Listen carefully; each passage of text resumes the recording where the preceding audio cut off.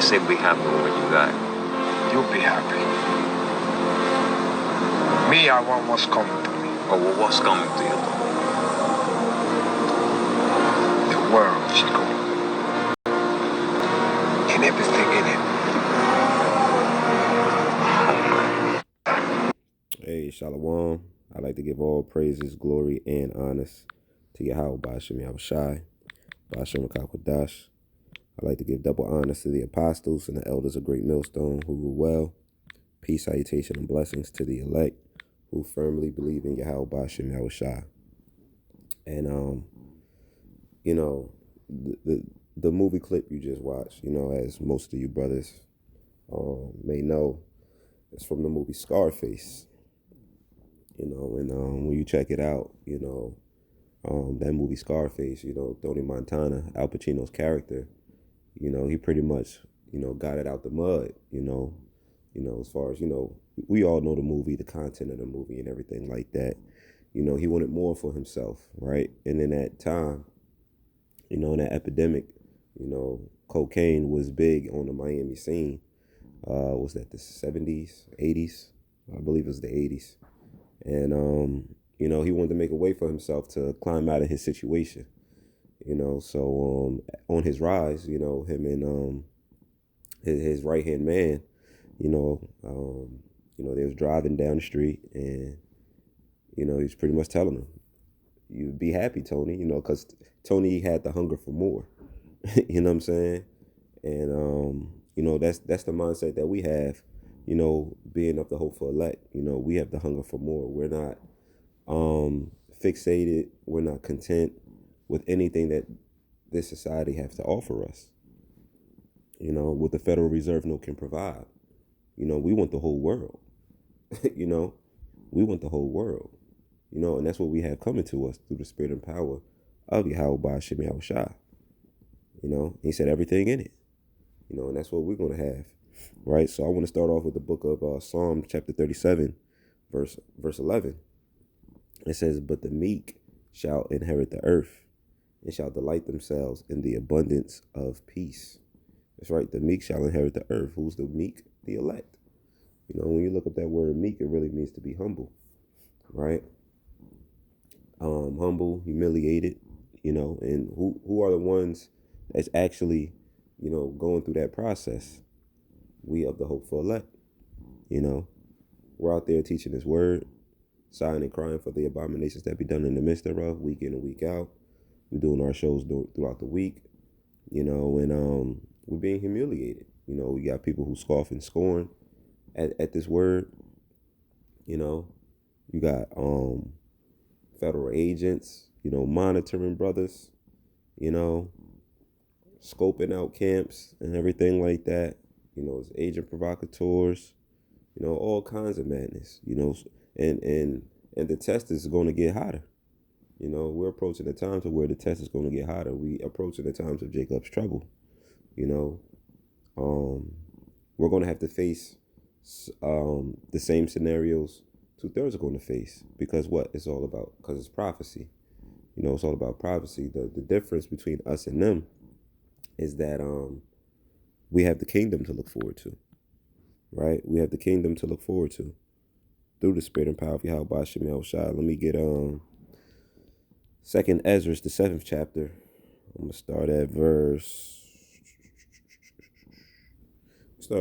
2nd Ezra chapter 7, verse 1.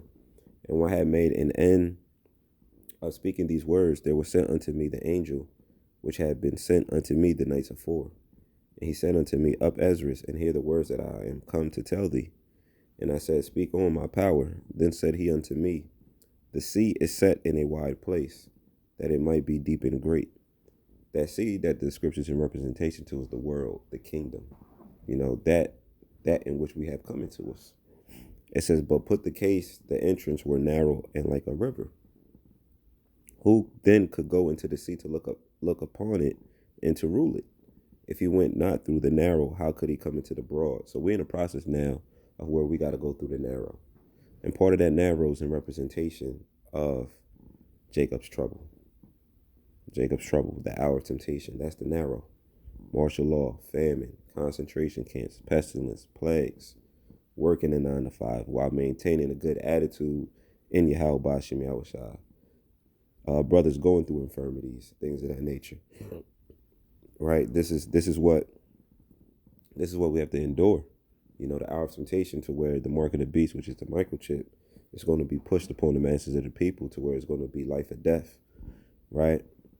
We have to overcome these scenarios and situations in order for us to rule the Y, in order for us to rule the C, in order for us to have ownership of the world alongside Yahweh Bashem Yahushai. Right? It says there's also another thing. A city is builded and set upon a broad field, and is full of all good things. The entrance thereof is narrow, and is set in a dangerous place to fall.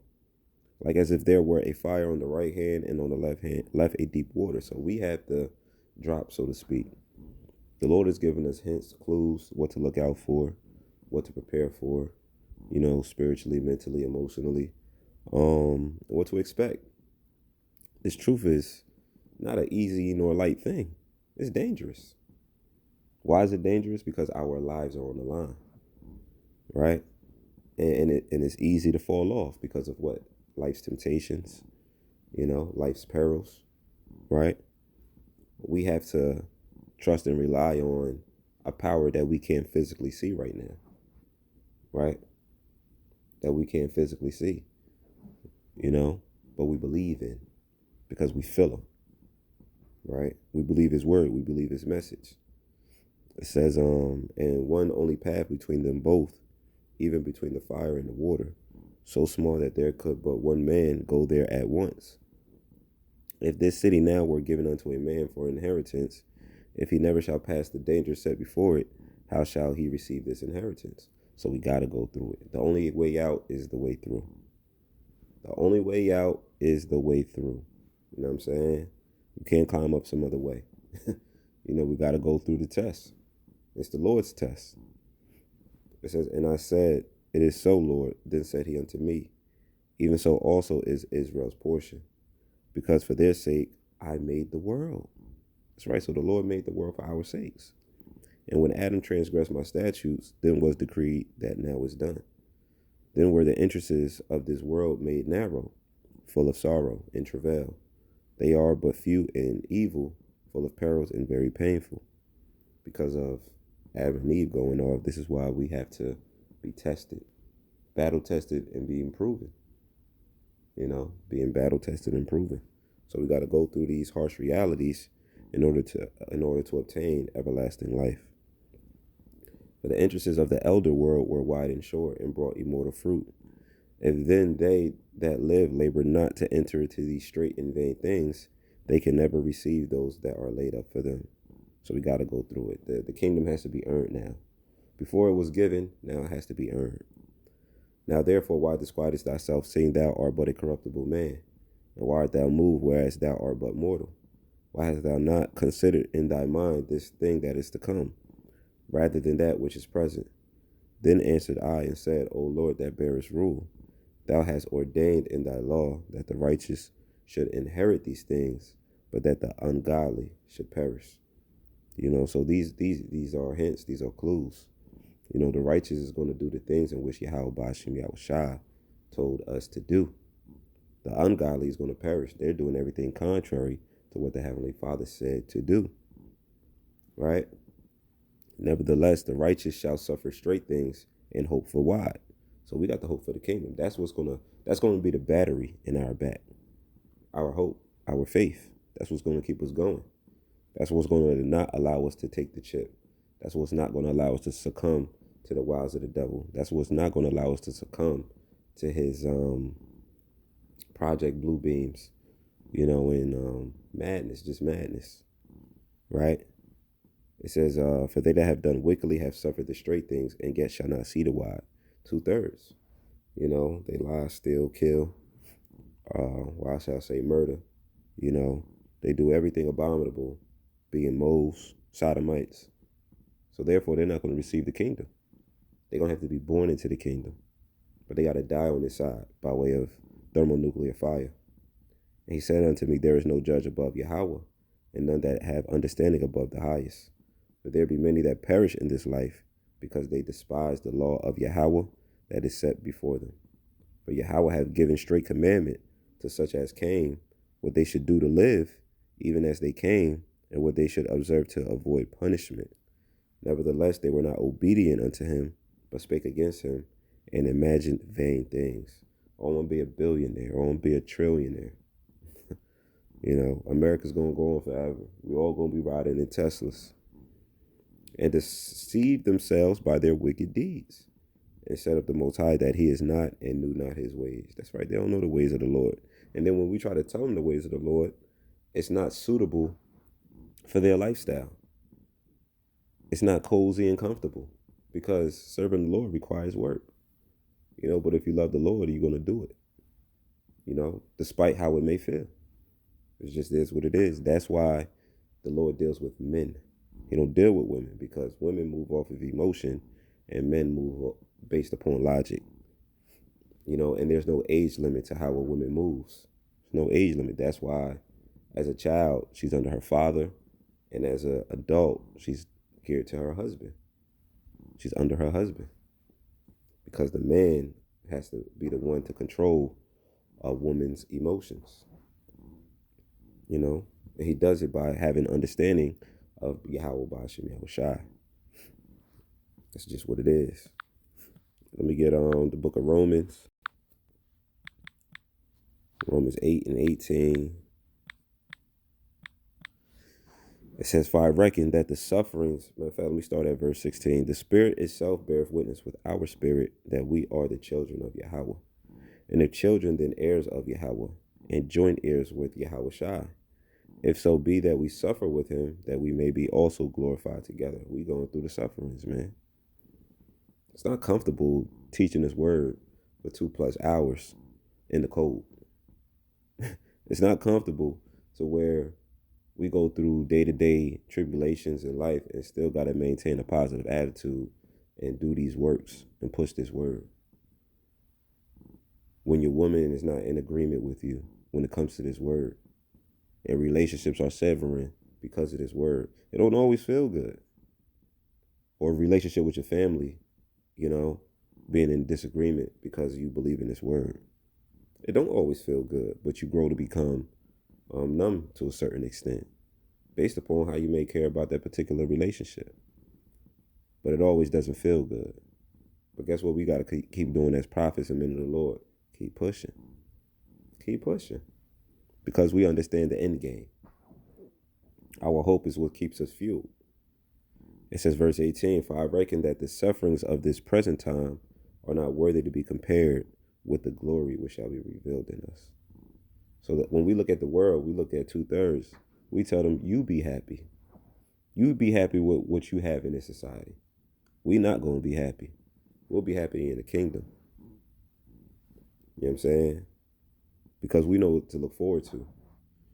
For the earnest expectation of the creature waited for the manifestation of the sons of Yahweh. For the creature was made subject to vanity, not willingly, but by reason of him who hath subjected the same in hope. Because the creature itself also shall be delivered from the bondage of corruption into the glorious liberty of the children of Yahweh. For we know that the whole creation groaneth and travaileth in pain together until now. And not only they, but ourselves also, which have the first fruits of the Spirit. Even we ourselves groan within ourselves, waiting for the adoption, to wit, the redemption of our body. You know what I'm saying? Hey, man, we going to have streets paved in gold. Brothers is going to have spiritual powers. Brothers going to have a immense amount of women. Here it is, in this society, you may have one-itis. Or we make the conscious decision to even just deal with one woman, because we already know the problems that come with dealing with just one woman. You know what I mean? But in the kingdom, we're going to have thousands of women, and they all going to be in order. And they all going to be in order. Revelation 21:1, and they saw a new heaven and a new earth. For the first heaven and the first earth were passed away, and there was no more sea. And I, John, saw the holy city, New Jerusalem, coming down from Yahweh out of heaven, prepared as a bride adorned for her husband. And I heard a great voice out of heaven saying, behold, The tabernacle of Yahweh is with men. The Lord only deals with the men. And he will dwell with them, and they shall be his people. And Yahweh himself shall be with them and be their power. And Yahweh shall wipe away all tears from their eyes. And there shall be no more death, neither sorrow, nor crying, neither shall there be any more pain. For the former things are passed away. The former things are going to be passed away. So this is what we got to look forward to in the new world to come. This is the true new world order, because these are all things that we currently got to deal with. Crying, death, sorrow, crying, pain, bills, issues, health concerns, quarrels, all types of problems. But in the kingdom, we're not going to deal with that. We're not dealing with that. Let me close out with this. So the book of Isaiah, chapter 60, I'm going to start at verse 1. Arise, shine, for the light is come, and the glory of Yahweh is risen upon thee. For behold, the darkness shall cover the earth, and gross darkness the people, and we see it happening. Even though the light is shining with his word, you got people still in gross darkness, because the Lord got individuals that he want to kill off. It says, but Yahweh shall rise upon thee, and his glory shall be seen upon thee. And the Gentiles shall come to thy light, and kings to the brightness of thy rising. Lift up thine eyes round about, and see all they gather themselves together. They come to thee. Thy son shall come from far, and thy daughter shall be nursed at thy side. Then thou shalt see and flow together, and thine heart shall fear, and be enlarged because the abundance of the sea shall be converted unto thee. The forces of the Gentiles shall come unto thee. That's right, we're going to receive the benefits, the resources of the other nations. Just like we're paying taxes to this Edomite, they're going to have to pay tribute to us. Right, let me jump to verse 10. And the sons of strangers, which are the other nations, shall build up thy walls, and their kings shall minister unto thee. For in my wrath I smote thee, but in my favor have I had mercy on thee. Therefore thy gates shall be open continually, they shall not be shut day nor night, that men may bring unto thee the forces of the Gentiles, and that their kings may be brought. So essentially what's going to happen? These other nations are pretty much going to build up, we're going to take their wealth. They're going to bring us their wealth. You know what I'm saying? They're going to bring us their wealth. A strong man builds an empire with another man's hands. So what? They're going to build up our walls. And guess what? It's going to be open continually. 24/7, man. We're going to have shifts. Just like there's graveyard shifts, there's going to be shifts, man. The only time you're going to rest is on the Sabbath. We're still going to rehearse the laws. The only times you're going to be resting is on the Sabbath, and that's going to be you healing from your wounds. It's not going to even be a peaceful day for you. You know what I mean? So this is what we got to look forward to. This is why, matter of fact, let me close out with this. You know what I mean? Close out with this right here. It's the book of Matthew, chapter 19. I'm going to start at verse 27 because brother sacrificed. 1 second.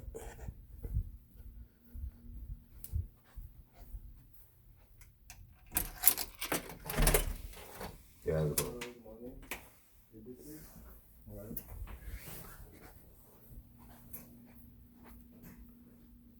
it's just this right here. 1 second. Yeah, because brothers, pretty much sacrifice. So I'm going to just bring out Matthew chapter 19, verse 27. It says, Then answered Peter and said unto him, Behold, we have forsaken all and followed thee, and what shall we have therefore? And Yahushua said unto them, Verily I say unto you, that ye which have followed me in the regeneration and the reincarnation this present time, when the Son of Man shall sit in the throne of his glory, ye also shall sit upon 12 thrones, judging the 12 tribes of Israel. So this is our reward. This is part of what we got coming to us. And everyone that hath forsaken houses, or brethren, or sisters, or father, or mother, or wife, or children, or lands, for my name's sake shall receive an hundredfold, and shall inherit everlasting life. But many that are first shall be last, and the last shall be first. So, I got company, but this is what we got to look forward to, brothers. You know what I'm saying? The world. So keep pushing, keep striving. We almost home. With that, I'd like to give all praises, glory, and honor to Yahweh Bashem Yahushai, Bashem Rakakwadash. I'd like to give double honors to the apostles and the elders of Great Millstone who rule well. Peace and blessings to the elect. Shalom.